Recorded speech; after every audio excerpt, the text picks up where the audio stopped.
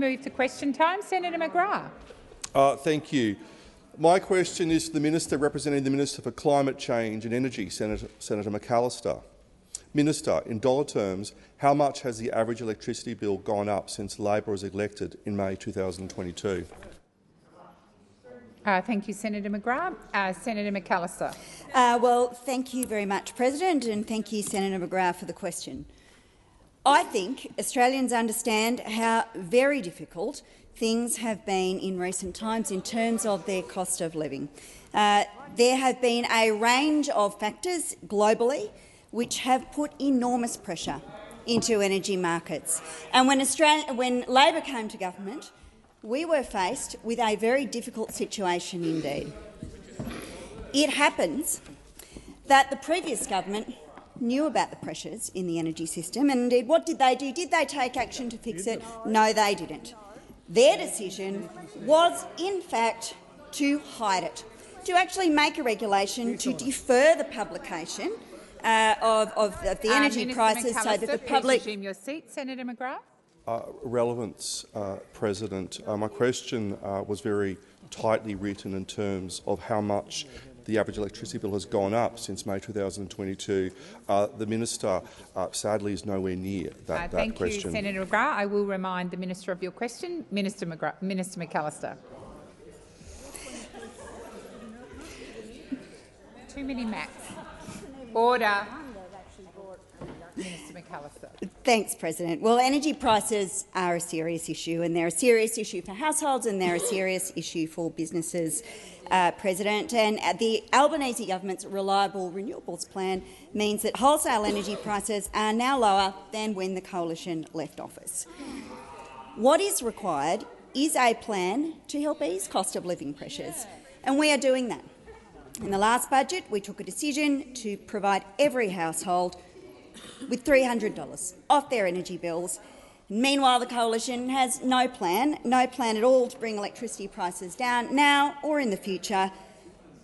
And their plan for risky renewal— Please resume your seat. Senator McGrath. President, I'm reluctant to do this, but the Minister is nowhere near the question, and I would ask you to perhaps ask the Minister to come back to the question, please. I have directed the Minister to your question, Senator McGrath, and I believe the Minister has gone to your question. Minister McAllister. The Senator asks about pricing, and of course what I can inform the Senator is that in the June quarter of 2022, the wholesale electricity price was $264 a megawatt hour. In the June quarter of 2024, the wholesale electricity price is $133 a megawatt hour. Order. Our plan to get reliable renewables into the grid— Thank you, Minister. The time for answering has expired. Senator McGrath, first supplementary. Thank you, President. Minister, in your previous answer, you indicated that wholesale power prices have reduced. When can Australians expect to see a reduction in their energy bills below May 2022 levels? Thank you, Senator McGrath. Minister McAllister.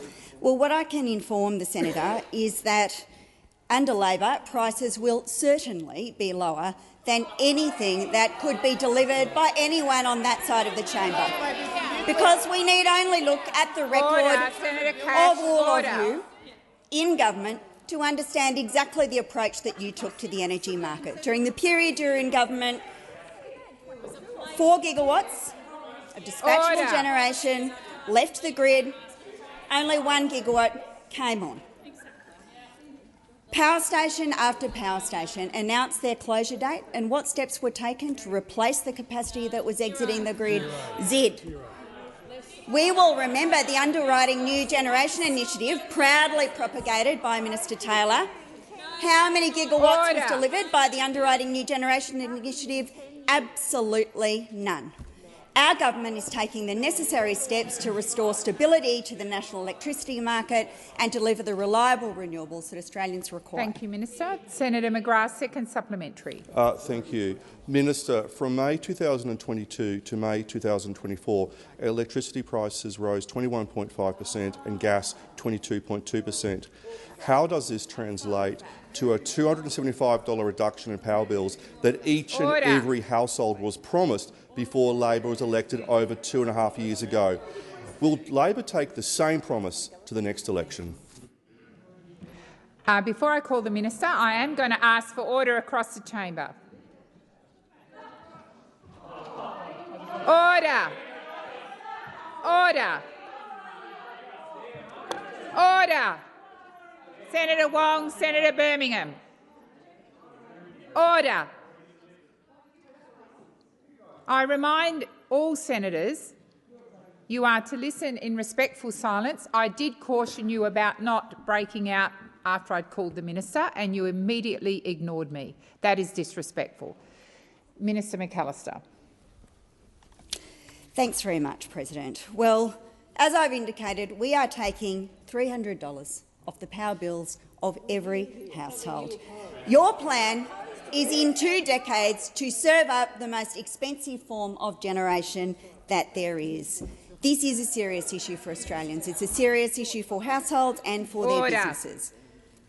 But the approach that you suggest is one which is a guarantee of increased prices and poorer reliability. Sorry, Senator Brown. Minister McAllister. On a point of relevance, the question was quite tight in terms of will Labor take the same promise to the next election. The minister is currently commenting on the coalition's policies, and I would ask you to ask the minister to address the question, please. Senator McGrath, there was a few sentences before that question. You talked about prices between May 22 and 24. You referenced gas and you referenced electricity. I think that the minister is being relevant. Minister, please continue. Order. Order. Minister McAllister. Thanks, President. Well, the Coalition are, of course, always keen to talk about anything but their record. And there's a reason for that, because their record in government on energy was so bad, so very, very bad, and there was so much work to do when Labor came to government.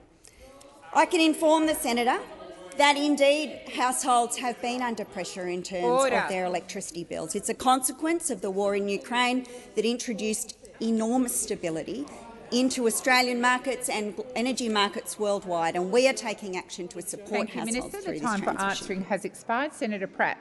Thank you, President. My question this afternoon is to the Minister representing the Treasurer, Senator Gallagher. Minister, you report regularly to the Senate on the Albanese Labor government's work to put downward pressure on inflation while supporting Australians with cost of living pressures. There is more work to do, and I'm proud to be part of a government that is working every day to deliver for all Australians. We know that the RBA Governor has spoken directly and recently about the dual responsibilities of government to reduce inflation while providing services.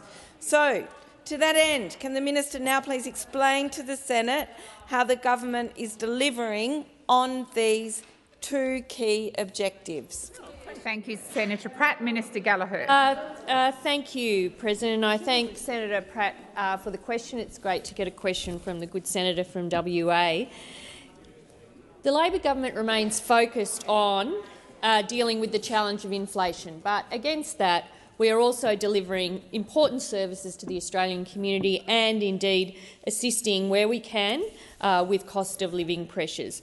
We take our job very seriously about how we got our budget back into shape, how we've got wages moving again, how we could deliver tax cuts in a better and fairer way that ensured everybody who pays tax got a tax cut.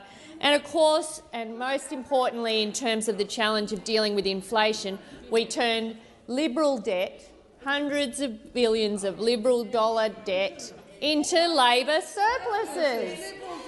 2 Labor surpluses. and we know that they find it very hard to deal with that. Our strong economic management, our back-to-back surpluses have been helpful in dealing with the inflation challenge. And this demonstrates those dual responsibilities which the Governor talked about in her press conference following the RBA board meeting about making sure that we are dealing with inflation, but also, importantly, providing services to the Australian people that they expect.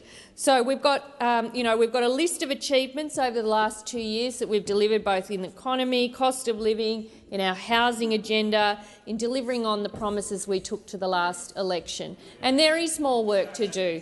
But we know that fake outrage over there, the only people unhappy that there wasn't an interest rate increase last week was the federal opposition. They were praying for one. Please can we have one, because nothing would give us better pleasure. While we are focused on the real issue. Senator Pratt, first supplementary. Thank you. Through you, President, I thank the minister. Providing support for Australians requires a government that prioritises strong economic management. The government's recently achieved a second budget surplus, which the RBA governor has noted contributes in the nation's fight against inflation. So can the minister please outline the approach she and the Treasurer have taken when it comes to economic and budget management? Thank you, Senator Pratt. Minister Gallagher. Thank you, President. Thanks, Senator Pratt, for the question. And we have been, as members would know, as senators would know, we have been focusing on making sure we're getting the budget in better shape. At the same time, we've halved inflation, we've delivered tax cuts, we've got record job growth. I think in the over 990,000 new jobs created since this government was elected, record levels, 930,000 jobs since the election, more than any government in history. We've got lower gross debt, 9.7% lower. We're paying $80 billion less in interest costs on that Liberal debt, and we've turned that Liberal debt into Labor surpluses. And we've done it at the same time. That's right, Senator Polley, 2 Labor surpluses. We've done it whilst also providing important cost of living relief that those opposite have argued against in this chamber, real policies that make a difference to the lives of Australian people. Thank you, Minister. Senator Pratt, second supplementary. Thank you, President. As a member of a government that's focused on delivering cost of living relief, I'm frankly shocked by the refusal of the opposition to support cost of living relief for Australians at every turn. How is cost of living relief helping? And what has the impact of the slash and burn approach that those opposite have taken?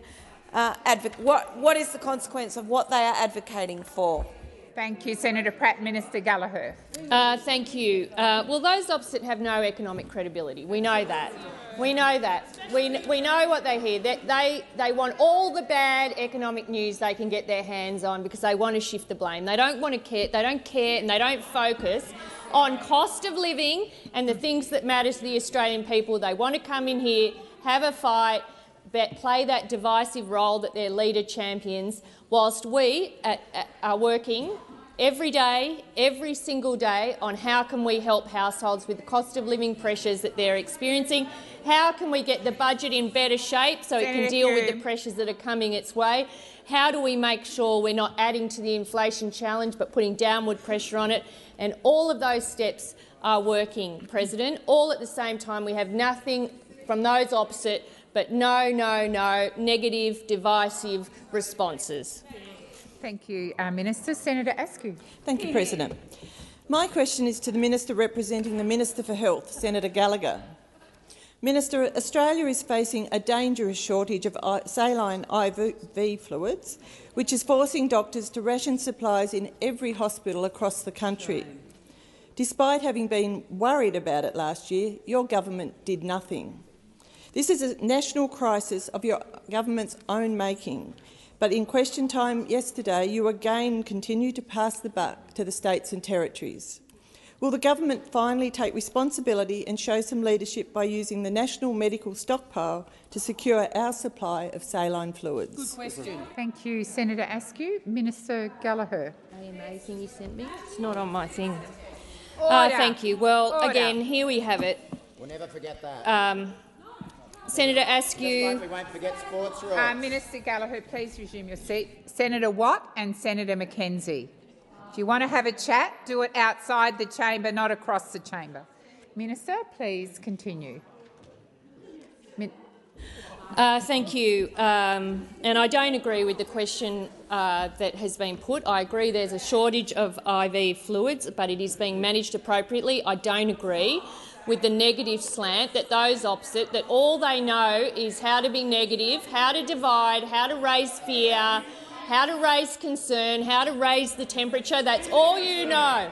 That's all you know.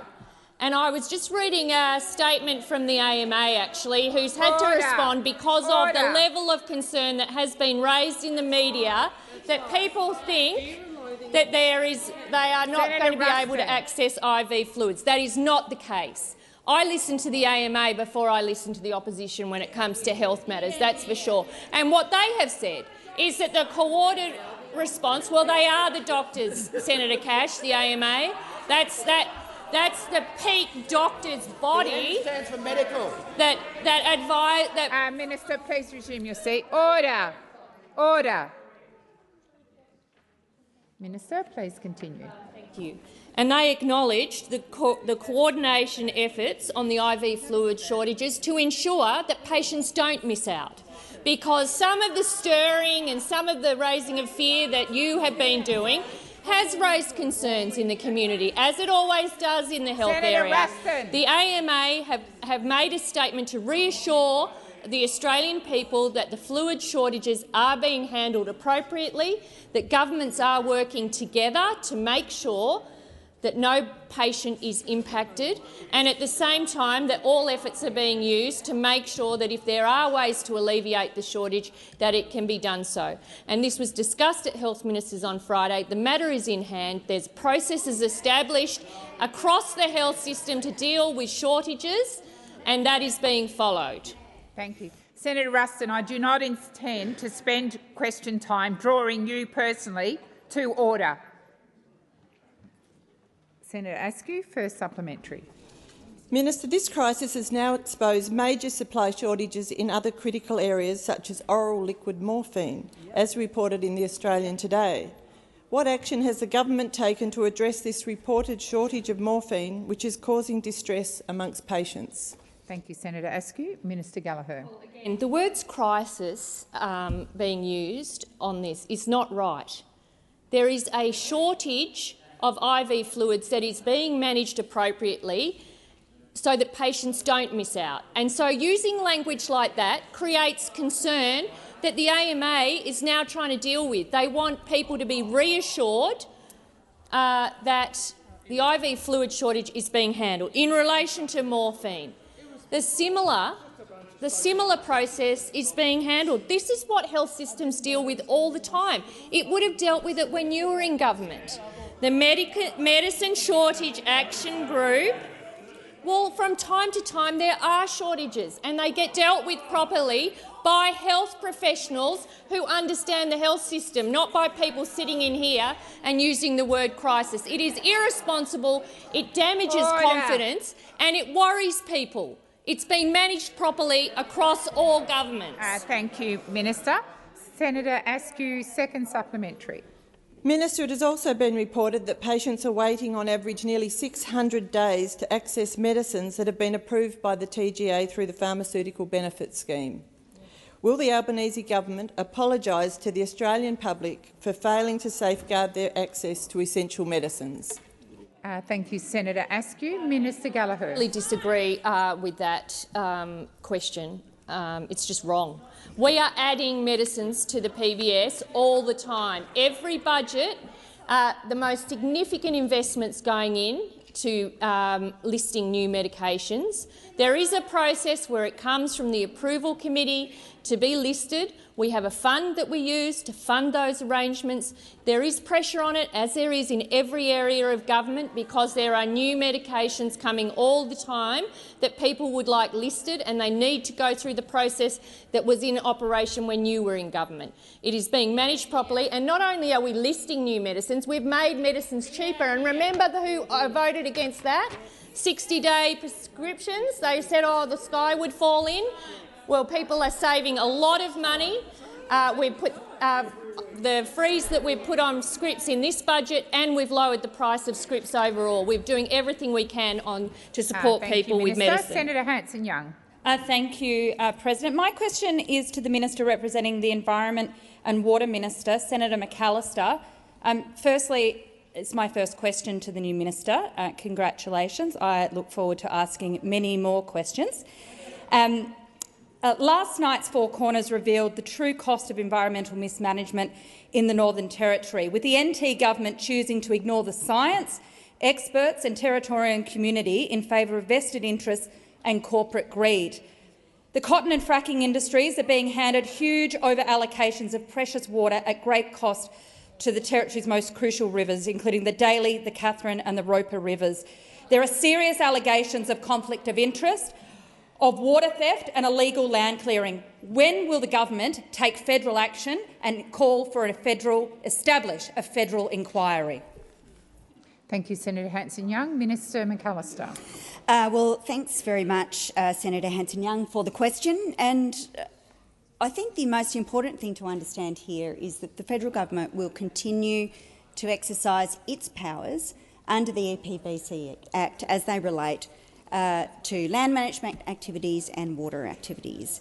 And I suppose the observation I would make is that the Northern Territory government has primary responsibility for land management activities, including land clearing. So approval under national environmental law is only required for actions that will or are likely to have a significant impact on matters of national environmental significance.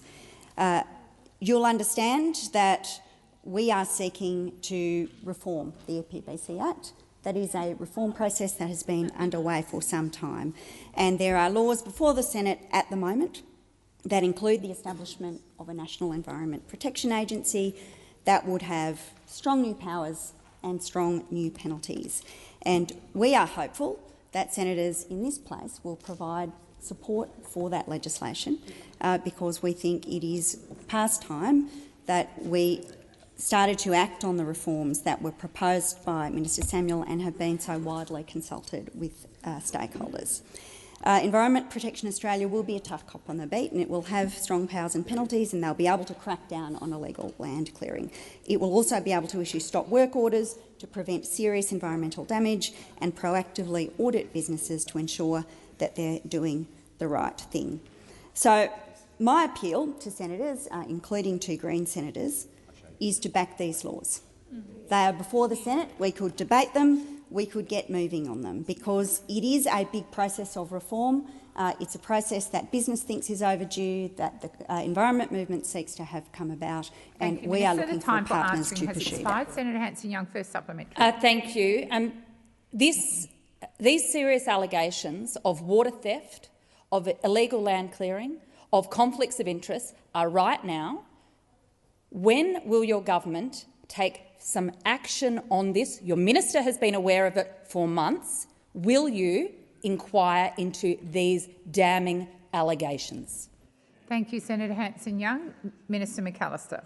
Thanks very much, President, and thank you, Senator, for the question. Water in this continent is precious and it is limited. And you will know, Senator Hanson-Young, that around the country it's something that animates significant discussion within communities, including within First Nations communities. But the truth is that states and territories are responsible for managing water in their jurisdictions. The arrangements in the Murray-Darling Basin are an exception to that and were put in place after significant negotiations and discussions between the Commonwealth and the states and the territories. However, it is the case that national coordination and leadership matters. Back in 2004, the government of the day established the National Water Initiative. That initiative is now 20 years old. That plan, the National Water Initiative, needs to be updated. We need to think about issues like climate change. We need to properly recognise Thank you, Minister. The time role for of First answering Nations has people. expired. Senator Hanson-Young, second supplementary. Thank you. One of the powers the minister does have are powers that this chamber granted the minister with the water trigger. In relation to Tamboran and Empire Energy's fracking wells, when will this minister use her powers, call in these projects and pull the trigger? Thank you, Senator Hanson-Young. Minister McAllister. Thanks, President. Senator, you will know and you will have heard the minister say on many occasions that her obligation under the EPBC Act is to assess information that is before her when certain thresholds are triggered. She's also indicated, as have plenty of environment ministers before her, that speculating about the way that she will use her powers is not a helpful thing to do. The minister. Order. The minister has repeatedly made it clear that all projects must comply with national environmental law. All projects need to comply with the expanded water trigger that was introduced by this government, and in the case of the company that you reference, they have been reminded of this on multiple occasions. And it is the case that any breach of national environmental law will be treated extremely seriously. Thank you, Minister. The time for answering has expired. Senator Marielle Smith. Thank you, President. My question is to the Minister representing the Prime Minister, Senator Wong. On the 7th of August 1974, the Whitlam Labor government passed laws to establish universal health care in Australia. 50 years on, can the Minister please tell the Senate how the Albanese government is continuing Labor's proud tradition of fair and affordable health care for all Australians, and in particular, how is the government helping Australians access cheaper medicines and more bulk billing as Australians deal with cost of living challenges? Thank you, Senator Smith. Minister Wong. Thank you, President, and thank you to Senator Smith, who, like all Labor people, understands that making healthcare affordable is central to cost of living relief, and of course making healthcare affordable is in Labor's DNA. It's in Labor's DNA. So we are delivering cost of living relief for Australians who are doing it tough in tax cuts, getting wages moving, a $300 energy bill relief for every household, and we are working to ensure that all Australians have access to affordable quality health care, reducing the price of PBS medicines, adding hundreds of medicines to that list, introducing 60-day prescriptions to help save patients time and money. But of course we know on the other side what their attitude is, and that is demonstrated by Mr Dutton's record and by their record. When they were voted out of office, bulk billing was falling off a cliff, and the rot began when Mr Dutton was Health Minister. He tried to do away with bulk billing by introducing a fee on every single visit to the GP, and then he started a 6-year freeze on Medicare rebates. A 6-year freeze on Medicare rebates. Well, our government, the Albanese government, has made the largest investment in bulk billing in Medicare in 40 years. In 40 years, tripling the bulk billing incentive from the 1st of November. I can see the interjections. They really hate Medicare, don't they? They really hate a government that invests in Medicare. They really hate the fact that we have millions more Australians seeing a doctor bulk bill, 3 million free visits more to the doctor, increase in your state of South Australia by 4.6%. I mean, this is because we care about bulk billing and we care about Medicare, unlike those opposite. Thank you, Minister. Senator Smith, first supplementary. Can the Smith, Minister resume your seat? Senator Canavan, I called you a number of times. I expect you to listen in silence. Senator Smith. Can the Minister please outline to the Senate some of the recent announcements from the health portfolio that will make a practical difference to the lives of people in my home state of South Australia and right around Australia?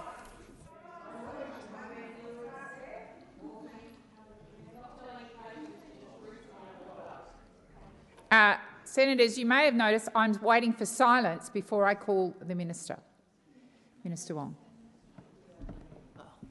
Well, the Albanese Labor government, supported by all of the caucus, is working to ease the cost of living pressures, including by adding more medicines to the PBS and making medicines cheaper. The most recent budget froze the price of PBS medicines, and it will stay that way until the end of 2025 for general patients, and for concession patients, that price freeze is locked in until the end of 2029. And this is on top of our 60-day prescriptions, as I said, that are saving Australians time and money. And don't we remember, colleagues, how many times they voted against cheaper medicines? Was it 6 times? 6 times. So when they come in here and talk about health, when they come in here and pretend to care so much about public health, let's all remember that 6 times they voted to ensure Australians had more expensive prescriptions. More expensive prescriptions. You're very quiet now, aren't you? Because this is your record and this is what you really stand for. Thank you, Minister. The time for answering has expired. Senator Smith, second supplementary. Minister, after a decade of waste, mismanagement, cuts and neglect under the Liberals and Nationals, how is the Albanese Labor government strengthening Medicare? Thank you, Senator Smith. Minister Wong. Thank you, President. Well, the fact is those opposite left Australia's healthcare system in a mess. In just two budgets, the Albanese Labor government has delivered a bigger increase to Medicare than those opposite managed in 9. In 9 budgets. In 2 budgets, we have invested more in Medicare than you did in 9 budgets. And of course, we all know why that is. And you only have to look at Mr Dutton's record to know how risky he really is. Do you know what he actually said? He said there are too many free Medicare services. Too many free Medicare services. He tried to abolish bulk billing altogether and he cut $50 billion from Australia's hospitals. No wonder he was voted the worst health minister in the history of Medicare. By who? By Australia's doctors, the ones you want us to listen to, Senator Cash. They voted him the worst health minister in Australian history. Senator David Pocock. Thanks, President. My question is to the Minister representing the Assistant Treasurer, Minister Gallagher. Minister, ASIC today released a new report examining the scam prevention, detection and responses of 15 banks outside of the Big Four. The results were alarming. ASIC found those 15 banks detected and stopped just 19% of scam transactions by value. More than 20,000 of their customers footed the bill for 96% of the money scammers stole last financial year. Only 1/3 of these banks had organisation-wide scam strategies. Many did not have an organisation-wide policy for reimbursement. Given that the ACCC has found Australians lost $2.74 billion to scams last year alone, why are we yet to see legislation introduced to crack down on this behaviour and compel a better response from the banks? Thank you, Senator Pocock. Minister Gallagher. Thank you very much, President. And I must say I haven't seen the report from ASIC today, but I know that the Assistant Treasurer, this has been a real priority for him, both before he had the job in opposition, because we could see what scams were doing across the community, and particularly where they affected a lot of elderly Australians. I think the number of forums that the Assistant Treasurer has going around the country, you'll see in the audience they're always packed, and it's always an older crowd who are hungry for information about how to manage scams. So I'm not sure I'm in a position that I can give you information specifically about in response to the ASIC report, but I can say that we have been increasing our investment in addressing scams, including in the recent budget where we put in over $60 million to combat scams and online fraud through the introduction of new codes, which do spell out the responsibility of the private sector. The industry codes, of course, start with banks, telcos and digital platforms, and will require them to have measures in place to prevent, detect, disrupt, stop and report scams. This will be complemented by regulatory enforcement action and penalties for non-compliance. The codes also provide a pathway for consumers to be compensated if a bank, telco or digital platform has done the wrong thing. The Scams Code framework has been consulted on across the Minister Rowland and Minister Jones's portfolio and will bring legislation to the parliament this year. I'll just provide a bit of extra information, the time left. The money that we put in this year's budget builds on the $86.5 million we put in last year's budget to invest in scam prevention across ASIC, ACCC and the ACMA. Thank you, Minister. Senator Pocock, first supplementary. Thanks, President. Minister, I note that the government put out a consultation paper in November and then did consultation in January. That's more than 6 months ago now. We haven't seen an exposure draft. We haven't seen any consultation on the detail of any potential legislation.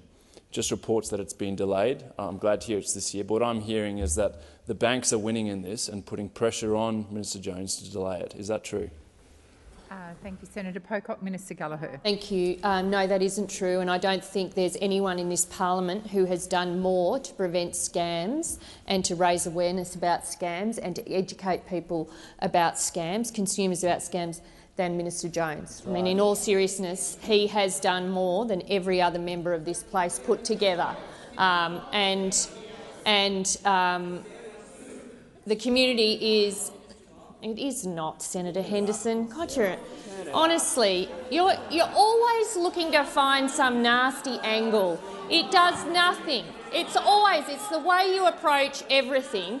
You wake up and you think, what nasty interjection can I place on that? The issue is scams.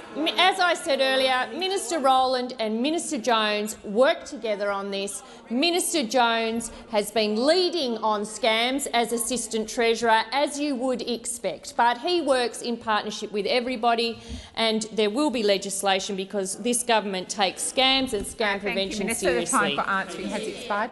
Senator Pocock, second supplementary. Thanks, President. Thank you, Minister. And again, it's great to hear that it'll be by the end of the year. Given that it's been 6 months of radio silence, will you commit to consulting openly on any proposed legislation without the use of NDAs, as we've seen has become a habit of the Albanese Labor government?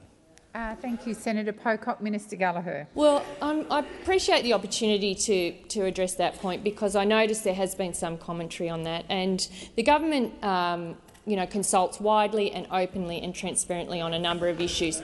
NDAs are used from time to time where there is commercial consequences from other information being available, and that is usually the commercial consequences of other businesses who want to engage with government, and I think that's reasonable in those circumstances. But on the scam front, I would imagine there will be further consultation. Obviously, the legislation coming in allows for further consultation, including with members of parliament. And I would just say in closing, the work that Minister Jones and Mr Rowland have put in to addressing scams are already showing to have benefits. They're estimated that in 2023 scams cost Australians $2.7 billion, which was down from $3.2 billion in 2022. Thank you, Minister. Senator Van. Thank you, President.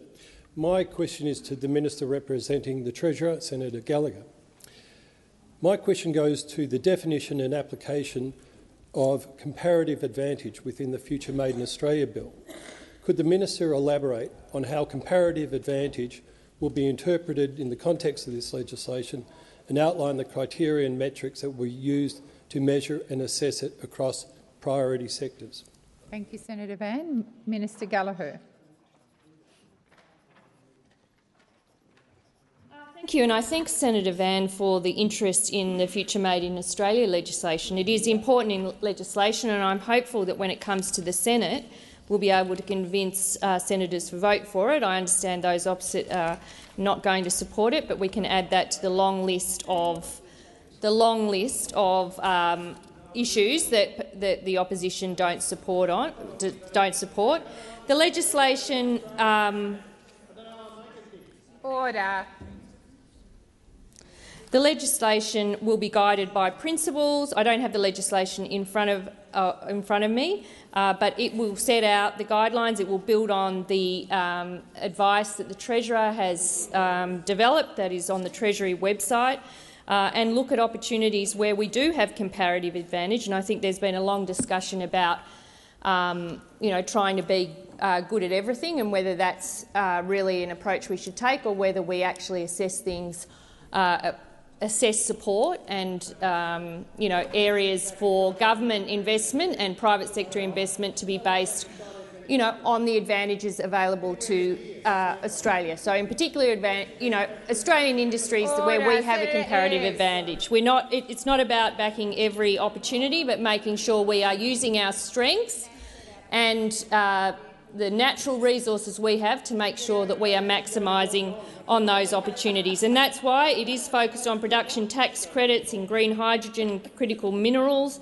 and some of those other areas that you've seen for in investment that's being led by the Climate Change Minister. Also an innovation fund so that we can look at how we can support innovation, and that's a big area of interest, I know, for the private sector, and also mapping and understanding all of the reach of our natural resources, which was also funded in this budget. Thank you, Minister. Senator Van, first supplementary. Thank you, President. Can the Minister clarify how the government intends to prioritise Australian IP, manufacturing capability and workforce skills against the challenges of lower labour costs and enormous economies of scale of our foreign competitors? Thank you, Senator Van. Minister Gallagher. Yes, well, Senator Van's, I think, in that question summed up a number of the issues that the government is currently considering, how you link up skills, industry policy, investment policy to make sure that we are maximising the opportunity for Australia. There's obviously the national interest approach, the national security assessment, all of those things that we are looking at to make sure that we are, where government is going to lean in, there is, principles that underpin that, and it's clear not only to all of us in here, but it's clear to the investor community as well. So this is a challenge. I accept that, Senator Van, but it's an important one that we think, the Act itself will provide the transparency and information about how we will make decisions, and then further assessments being done that sit underneath that legislation. But yes, it is an issue, and we recognise that. Has expired. Senator Van, second supplementary. Thank you. Should Australia need to depend on foreign-controlled IP, skills or manufacturing capabilities in the sectors identified under the bill, how will the government ensure that our national interests and economic sovereignty are not compromised? Thank you, Senator Van. Minister Gallagher. Well, obviously, our national interest is at the front and forefront of every decision that we take. So I don't think there's certainly, and I think every government would take that approach. So all of the decisions that are made under the Future Made in Australia will first and foremost have our national interest taken into consideration. But this really is about, I think, supporting the private sector, leaning in where we can, and particularly at times in early stages where other support might not be available, to give the private sector the a crack at what they're saying they can do. And this comes with some risk to government, we acknowledge that, but we are absolutely focused on attracting investment, attracting it into Australia, the renewable energy superpower work that Minister Bowen is leading, the resources, strengthening and adding value to our resources that Minister King's doing, innovation and industry that Minister Cusick is doing. Expired. Senator Lambie. Thank you, Madam President. My question is for the Minister representing the Minister for Health, Minister Gallagher. Order. We currently have more than 265 cases of Mpox or monkeypox since the start of the year. Scientists are also worried about avian flu coming from birds in Antarctica and spreading to wildlife and potentially to humans. We were caught short by the last government's response to COVID-19, even though experts had warned that a pandemic was a case of when, not if. Out of the 19 recommendations from the Senate Select Committee on COVID-19, how many recommendations has your government put in full? Thank you, Senator Lambie. Minister Gallagher. Yes. Thank you, President. I thank Senator Lambie for the question. We did provide a response to that Select Committee some months ago, so that would be, and I can't tell you the number specifically, Senator Lambie, I just can't recall it, but you raise an important question around Mpox, and the National Incident Centre has been activated to monitor that situation and coordinate the Australian government response.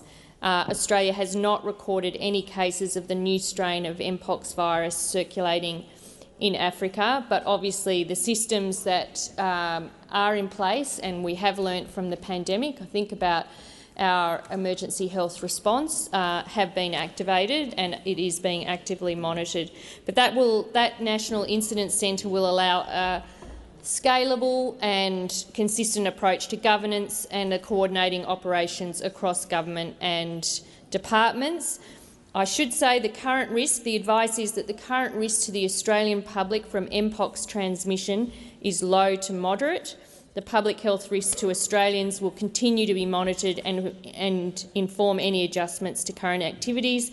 There are 2 vaccines available for use in Australia, and both are currently held by the National Medical Stockpile in case of a surge in cases within Australia, and the department is reviewing the vaccine stock in light of the African outbreak. Thank you, Minister. Senator Lambie, first supplementary. Thank you. Out of the 19 recommendations so far, your government's had the ability to put in 3 in full.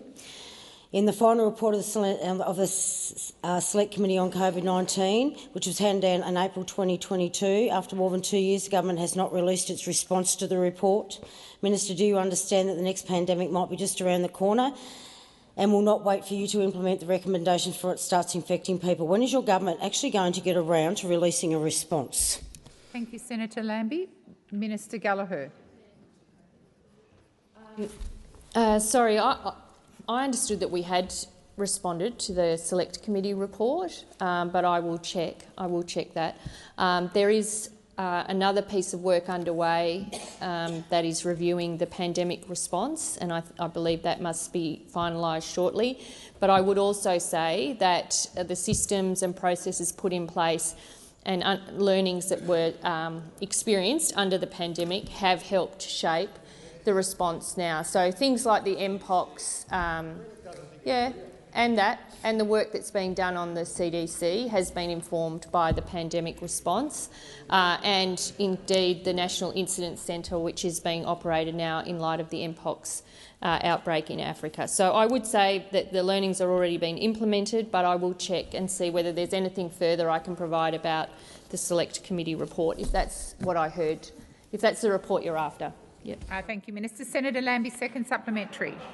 Thank you, Madam President. The first key recommendation from the COVID-19 Committee was setting up a Centre for Disease Control. In 2023, your government allocated $91.1 million to be spent over 2 years. Can the minister tell me how much money has been spent so far? Minister Gallagher. Thank you. I'm not in a position to specifically answer how much money has been spent so far, but that is work that the Health Minister has been progressing in discussions with the state and territory counterparts, and I'll see if there's anything further I can provide on that. I might just have some extra information to provide on that. Oh, that's right. Okay, so the independent panel that will report soon is looking at this, and it's expected that findings from the inquiry will inform the final design and scope of the CDC. So that work is underway and is being led, and hopefully we will have that report soon. Thank you, Minister. Senator Polley. Thank you, President. My question is to the Minister for Employment and Workplace Relations, Senator Watt. I note recent concerning reports of corruption, criminality, violence and bikies in Australia's construction union.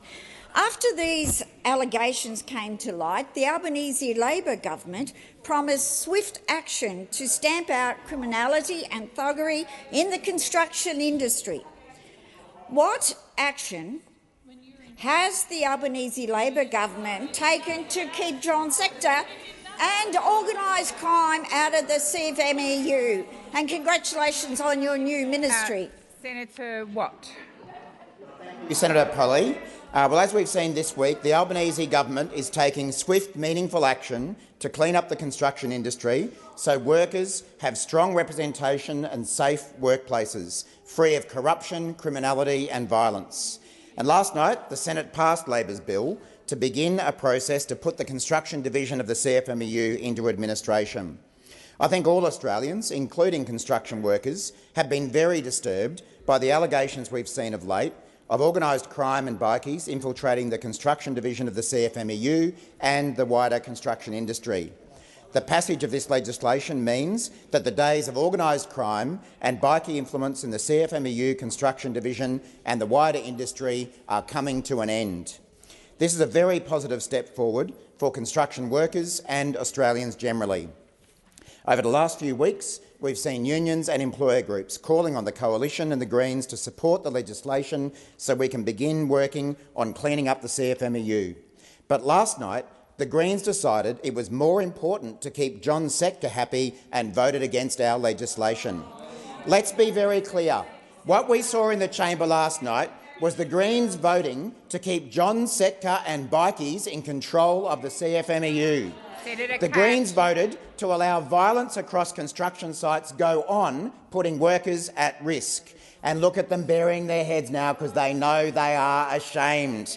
And they're ashamed because the Greens voted last night to allow bullying, thuggery, corruption and violence to continue in the construction union. You should be ashamed of yourselves. It is brave unions and their members who stood up and stressed the need for intervention that the Greens let down last night. It is all the staff, members and leaders of the rest of the union movement who run decent unions that serve their members' interests that the Greens party let down by pursuing their own narrow political interests. You should be ashamed. Minister Watt. Order. Order. Order. Senator Shoebridge and Senator McKim, I have called order a number of times. Order. Order. Senator Wong. Order. Senator Wong. Senator Shoebridge. Order. Senator Shoebridge, I remind you of Standing Order 203. I have called your name repeatedly and you kept yelling out and disrespecting my order. Senator Watt, I do remind you to make your comments to the chair. Senator Polley, first supplementary. President, I believe they should be ashamed, but quite frankly they're not. For weeks, both employer groups and unions have been stressing the importance of taking urgent and strong action to put the CFMEU into administration. Senator Polley, order. Order. Senator Wong. President, I can't hear Senator Polley, and nor can Senator Duniam. And I understand that you're very, very sensitive about this, but Senator Wong. He's still doing it, Please President. resume your seat. Order. I have called order a number of times. I have reminded Senator Shoebridge in particular about Standing Order 203, and I would expect all senators to listen in respectful silence. Senator Polley, if you would start the question again and please reset the clock. For weeks, both employer groups and unions have been stressing the importance of taking action, and strong action in fact, in an urgent manner to put the CFMEU into administration. Minister, what risks were created by the Australian Greens political party protecting John Secker and blocking the Albanese Labor government's important legislation? And I repeat, they should be ashamed of themselves, but I fear they're not. Thank you, Senator Polley. Minister Watt. Thank you, Senator Polley. I fear you might be right, because last night the Greens had a choice to clean up corruption and violence, but they chose to protect John Secker and his mates. Last night the Greens political party decided to side with John Secker, bikies, corruption, thuggery, bullying and lawlessness, rather than vote with Labor to get organised crime out of the union. Last week, the administrator was ready and waiting to get started. And last week, union groups and employer groups were calling on the Coalition and the Greens to support the legislation so we could begin the work on cleaning up the CFMEU. And every day, the Greens dragged our action out so they could get a run on the news, and what that meant was another day of uncertainty for workers and employers in the construction industry, another day of protecting John Secker and his allies, another day of the CFMEU hiding and moving assets, another day of bullying, thuggery, corruption and violence in the construction union. Working in construction is hard and dangerous, and the workers in that industry deserve a strong, effective and clean union. Has expired. Senator Polley, second supplementary. I know that over the past fortnight we've seen the Australian Greens political party repeatedly block action against corruption in the construction division of the CFMEU. Last night we saw the Australian Greens vote against this important legislation here in the Senate. Minister, what is the impact of the delay tactics of the Greens political party on the delivery of the Albanese Labor government's reforms? And why are they so important? Minister Watt. Thank you, Senator Polley. Well, as we've all seen, the last few days the Greens party have been running around Parliament, meeting with the CFMEU, boasting about the donations and support they will get by voting against our strong laws. Well, it's no surprise, though, that the Greens have strongly supported the thugs in the construction union, because the truth is the Greens have been courting the CFMEU for years. In fact, in a sweaty 35-minute rambling video on YouTube entitled "The 18-Year Plan for a Greens Government," the member for Griffith, Max Chandler-Mather, said, "If we're going to win government, quote, we need to develop strong relationships with the construction union." And this has already started happening. So last night's dirty work from the Greens is another investment from them in their strong relationship with the CFMEU.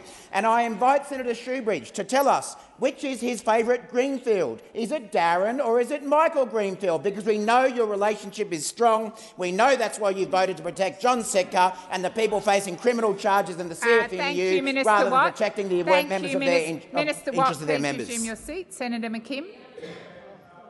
It's a point of order on reflection on another senator, a personal reflection on another senator, and also, for that matter, a personal reflection of a member of the other place, President. So we've had two now in the last 15 seconds, and I ask that you require Senator Watt to withdraw and apologise. Thank you, Senator McKim. Order. Order. Senator Wong. President, if the point of order relates to the discussion of Mr Senator Shoebridge's relationship with the two men facing charges, he's very welcome to make a personal explanation at the conclusion of question time. Order. Senator Watt. Senator Watt. I'm responding to the point of order raised by Senator McKim. I did think your response went to motive, and I would ask you to withdraw. I've asked you to withdraw. I withdraw. Thank you. Senator McDonald. My question is to the Minister representing the Treasurer, Senator Gallagher. Minister, we've seen the price of iron ore drop to US $81.80 a tonne, the lowest since November 2022. This is set to have massive impacts on Australia's finances, with your government making massive spending commitments well into the future. With every $10 drop in iron ore prices equally $10 billion in lost national income and a potential $3 billion in lost company tax over the next 3 years, will you curtail unnecessary spending to protect the budget or order the approval of new mines to boost the bottom line? Thank you, Senator McDonald. Minister Gallagher. Thank you, and I thank Senator McDonald for the question. As I have said publicly and as the Treasurer has said, we've taken a conservative estimate in terms of the iron ore price and how it feeds into the budget, and we do that for good reasons. And we are seeing a decline in the iron ore price at the moment. It's tracking, I think, slightly ahead of what the Treasury forecasts are. But the work we've done on the budget is broader than just the iron ore price. You know, the fact that our budget, that we've turned Liberal debts into Labor surpluses, has been because we have gone through and found what we considered wasteful spending and returned that to budget. It has been because of the resilience of the labour market, the fact that more people are working and working more hours has been good for the budget as well, and of course good for those individuals. The fact that people are earning more is also good for the budget. And so that's been part of our, we wanted wages to move again, they're moving again. So not everything is determined by the iron ore price. Obviously, it's a significant contributor to the budget and we're able to deliver a lot of services because of revenue to the budget.